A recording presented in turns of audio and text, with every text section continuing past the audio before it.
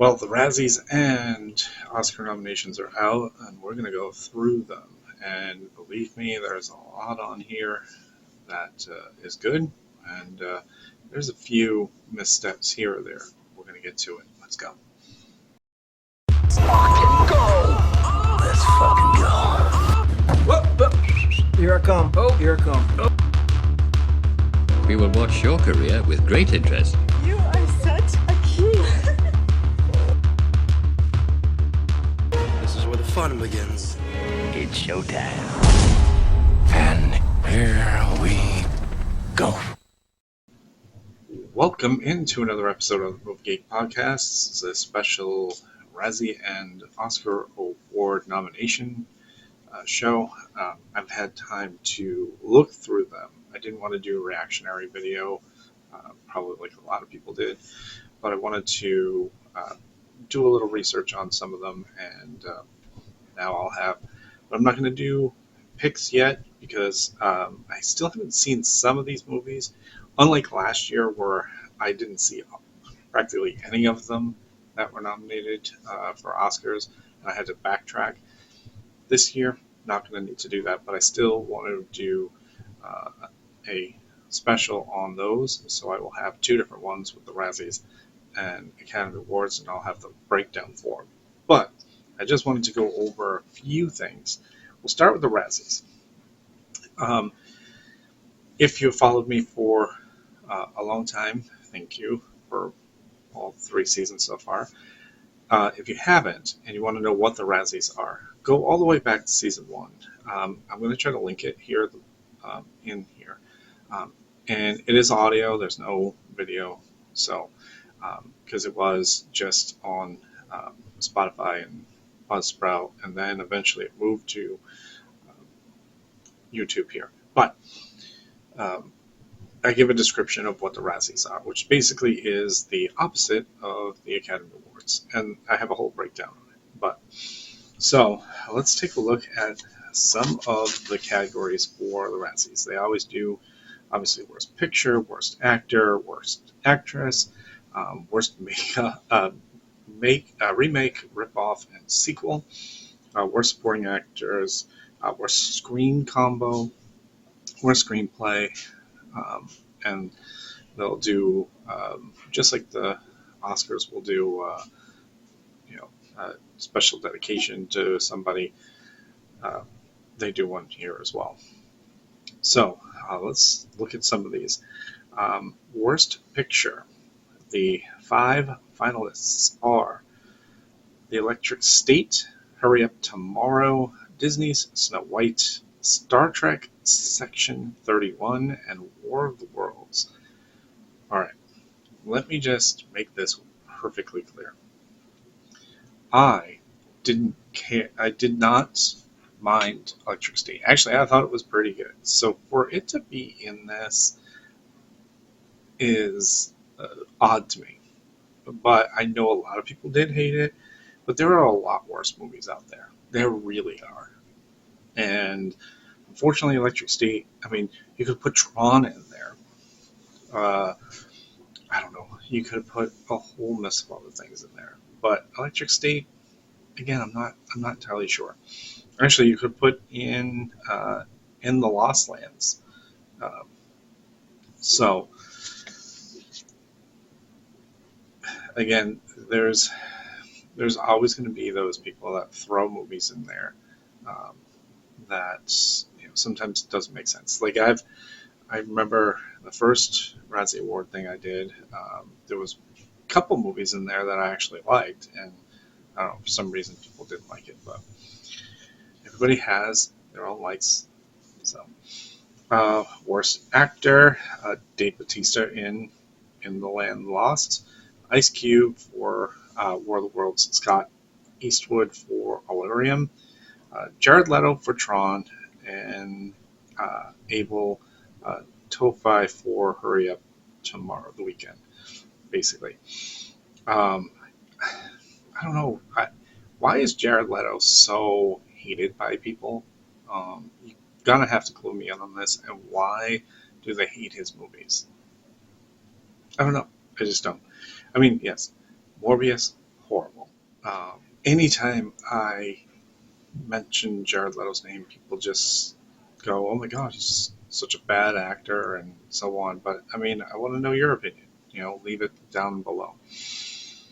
Worst actress, Ariana DeBose for Love Hurts. There's another movie that just absolutely was terrible. Mila Jovovich in The Land of the Lost. Natalie Portman, Fountain of Youth. Huh? Rebel Wilson for Brideheart. Apparently, people don't like Rebel Wilson either. I think she's hysterical. Michelle Yeoh for Star Trek Section 31. I actually never even saw this movie, so I'm going to actually have to see it, although I'm not a Star Trek fan. Well, I was a fan of the original show and a little bit of the Next Generation, but after that, I kind of lost interest. Worst remake, ripoff, and sequel. I Know What You Did Last Summer, Five Nights at Freddy's 2, Smurfs, Snow White, and War of the Worlds. If you're sensing a pattern here, yes. War of the Worlds and Snow White each got 6 nominations.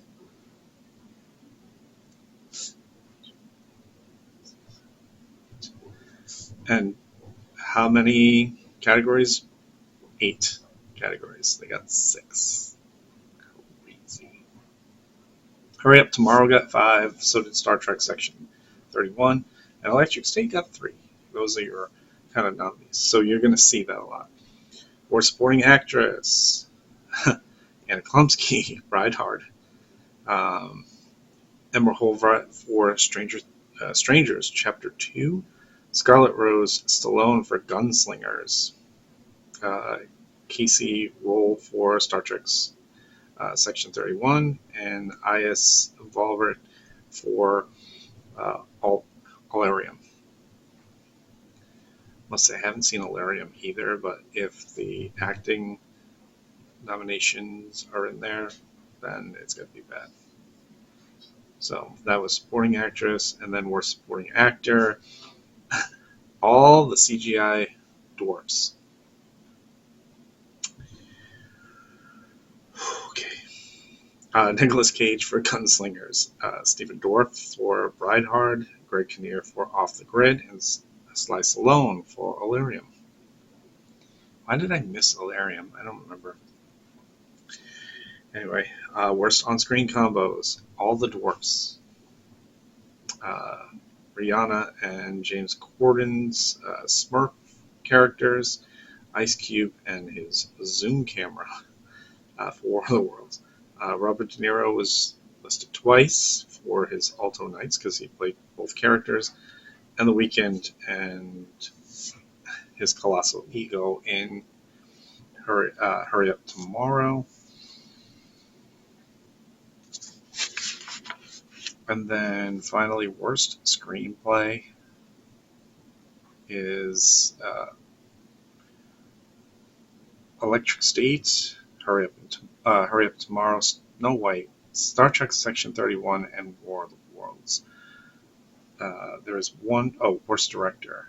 We've got the Russo brothers for Electric State, Trey Schultz for Hurry Up Tomorrow, Mark Webb for Snow White, Altuna Osumamana for Star Trek Section 31. And the other one was, it's blurred out on here, but the one whoever made War of the Worlds. Sorry. I'll have to check that when I do the actual nominations. But so there you go. You've got your categories and your nominees. Which movie did you hate the most? Which movie maybe should have made the list? Which actor or actress should have made the list? Let me know. Okay, and then finally we've got the Oscars. So I'm only going to look at the major categories. I will not look at all of the categories. Like sound, visual effects, makeup, like that stuff is um, all subjective. For instance, you look at visual effects. Well, Avatar looks amazing. Somebody could think F1 was good. Sinners is on this list. The Lost Bus and Jurassic World Rebirth. Hard to think that Avatar wouldn't win that, but you know what I mean? But somebody else could say, well, F1, that looked amazing. All the car scenes and everything else. So again, those are all kind of subjective. Costume design, production design. Again, seeing it on the big screen as opposed to streaming, and you're like, wow, that was really made for that. But I know it's hard to predict. So let's go through some of the categories. And remember, the big controversy out of this so far has been that Sinners um, got 16 nominations. There were 24 categories and 16. It's the most that any film has ever had. I don't see a problem with it. Sinners was my number one, my number one. So it should be everybody else's. But I know there are plenty of people that are going to continue to come at me that says it is not. Whatever. All right, let me go through this real quick.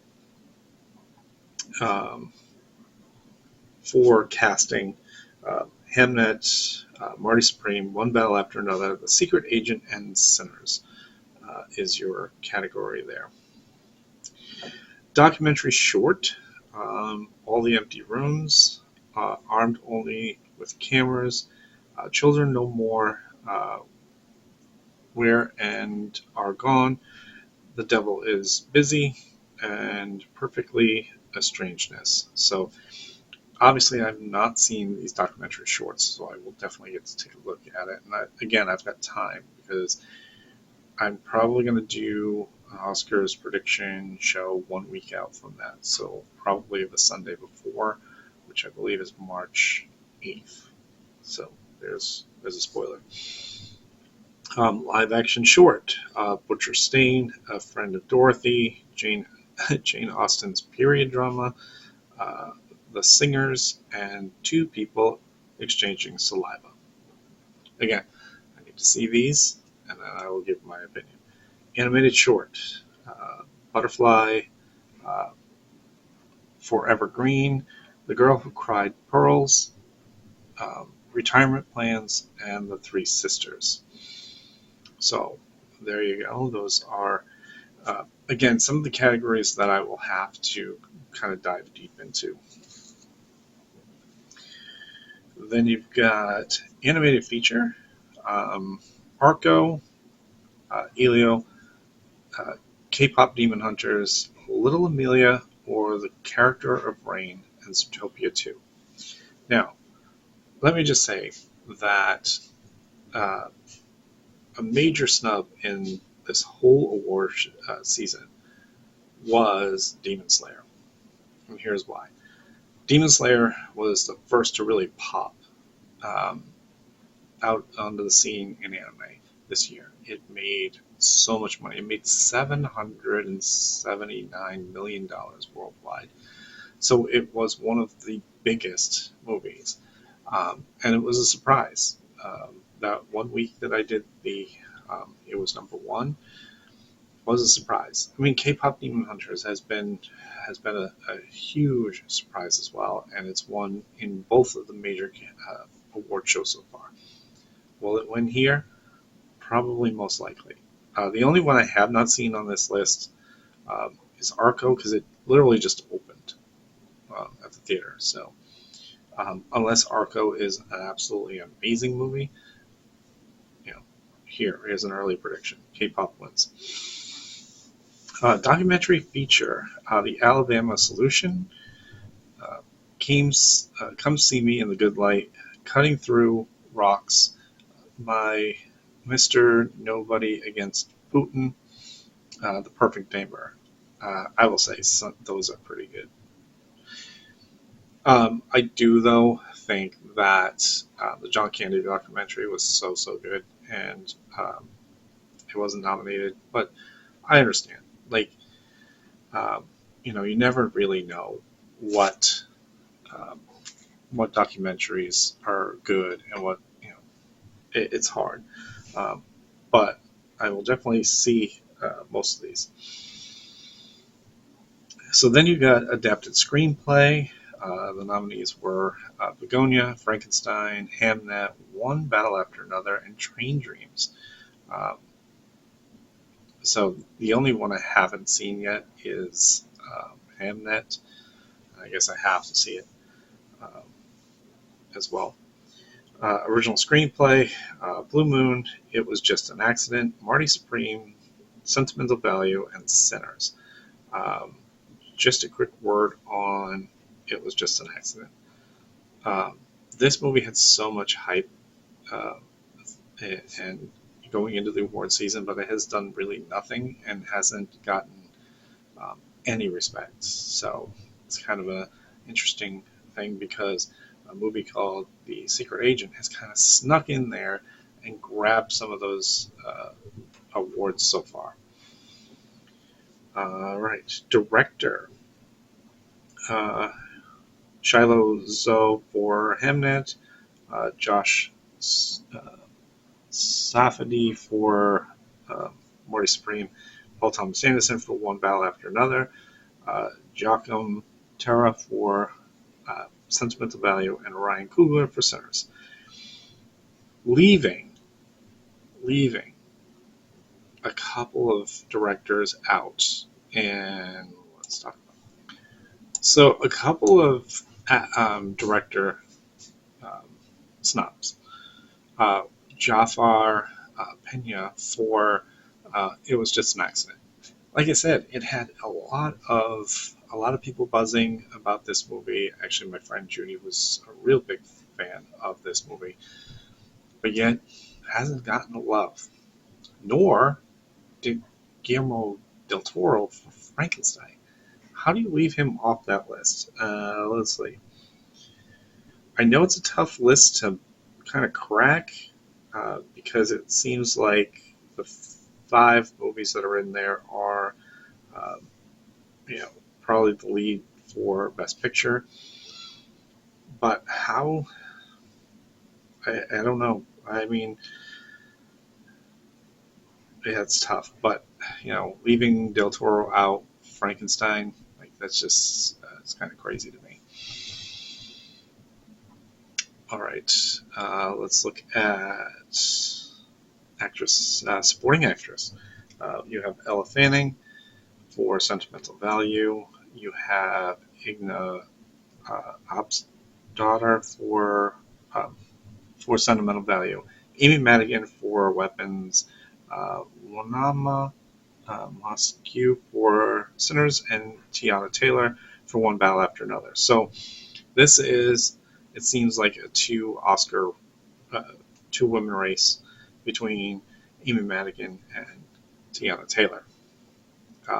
Also left out, surprisingly enough, was Ariana Grande for Wicked for Good, which I'm going to get to in a minute, when we get to the end of this. But a lot of people were like, wow, not nominated. I mean, she was nominated in the other 2 award shows, and then not for the Oscars. Very interesting. Actress in a leading actress, Jessie Buckley, who took a sweep of the Critics' Choice and Golden Globes, leads the way. Russ Byrne got a Golden Globe for her performance. Kate Hudson, Renetta Renzavi for Sentimental Value, and Emma Stone for Begonia. I mean, hard to say Emma Stone wouldn't win that, but Jessie Buckley with sweeps of the 2 majors so far. I believe there's one more major award show before this, so we will see about that. And then I'll give you my prediction.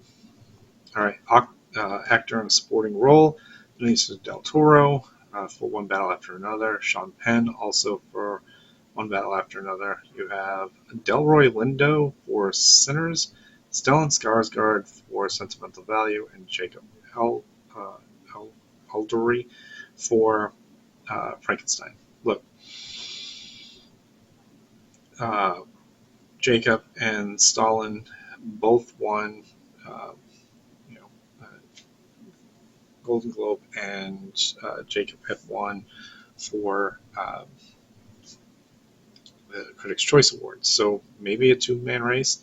However, um, Lindo did not get any nominations at the Golden Globes nor Critics' Choice Awards, but kind of sneaks in there. Um, so you left out Paul Mescal for Hamnet. He was nominated for both of those. A lot of people were up in arms about that because he was kind of left off of there. And Delroy Lindo, and again, he was good in Sinners, but a lot of people were kind of upset that they left um, Paul off the ballot when he was on the other ballots. Actor in a leading role, Timothée Chalamet for Marty Supreme, who has swept through the other award shows, so it looks like he could be the winner here. Leonardo DiCaprio for One Battle After Another, Ethan Hawke for Blue Moon, Michael B. Jordan for Sinners. He played two characters. How does he not get more love? And finally, Wagner Moreau for The Secret Agent. Kind of a surprise there. They've got, there's been a lot of good performances. There were a lot of other, um, you know, other worthy candidates too. But he gets in there. Finally, Best Picture. This is kind of a little bit of a surprise, and I'm going to get to that. Begonia, F1, Frankenstein, Hamnet, Marty Supreme, One Battle After Another, Secret Agent, Sentimental Value, Sinners, and Train Dreams. Okay, let's take a look at this. So, I question why F1 is on the list. If anybody can tell me why F1 is the Best Picture nominee, please do. Please comment down below. Is it a good movie? Perhaps. It's not the Best Picture nominee. There are so many other ones that you could throw in there, and I'm going to throw in a ton of other ones. So here we go. House of Dynamite was superb. Should have gotten a nomination. Didn't even get any nominations at all. And that cast was amazing. Absolutely amazing. How does this not get any nominations? You've got Wake Up Dead Man. I know it came out a little late and it was by Netflix, but it had so much hype and it got nothing. It got some love in the Golden Globes and Critics' Choice, but got nothing. Warfare was another one. I know, the guy who did Civil War the year before, he didn't get any nods then. So he makes good movies, but apparently nobody likes them. Black Bag was another one. You could even have put Mission Impossible: The Final Reckoning in there. Some other ones that people were frustrated about was obviously Wicked for Good. Gets nothing. No knobs. In the major categories. And actually, looking at this right now, it got nothing. Not even set design, original score, nothing. So, did people really hate Wicked for Good? Because apparently Oscars did. So, you got Avatar: Fire and Ash. Only the number one box office attraction for the last going on 6 weeks now. It was shown plenty of respect in the Golden Globes and Critics' Choice, but nothing for Oscar. I mean, It's got a few. It's got a few knobs, but not even Best Picture. F1 gets in there. And then, of course, there is It Was Just an Accident. No Best Picture. International film, I didn't do. Did I? No, I didn't. Oh, forgot that category. The Secret Agent, It Was Just an Accident. Got it. Got a knob there. Sentimental Value, Surratt, and The Voices of Hein Regime. So, again, there is the No Other Choice movie that did not get nominated. That was a movie that got a lot of love during Critics' Choice and the Golden Globes. So, what do you guys think of this list? Who are your favorites? Like I said, I will do a prediction show for each, probably March 8th, because it's a week out. Now, the Razzies are usually the day before or a couple of days before the Oscars. I am thinking, if I can logistically do it, I might actually be able to live stream both the Razzies and the Oscars. And I say logistically is because the family. With the little one and stuff, I'm not sure I'll be able to, or I might be able to live stream, but maybe not be able to interact because the little one's going to be running around and trying to fall asleep. But we'll see about that. We still got time. But again, I hope you enjoyed this episode. Like, comment, please comment on anything that you saw here. Do you have a movie that was better than some of these? Do you have an actor or an actress that should have been nominated? Whatever it is.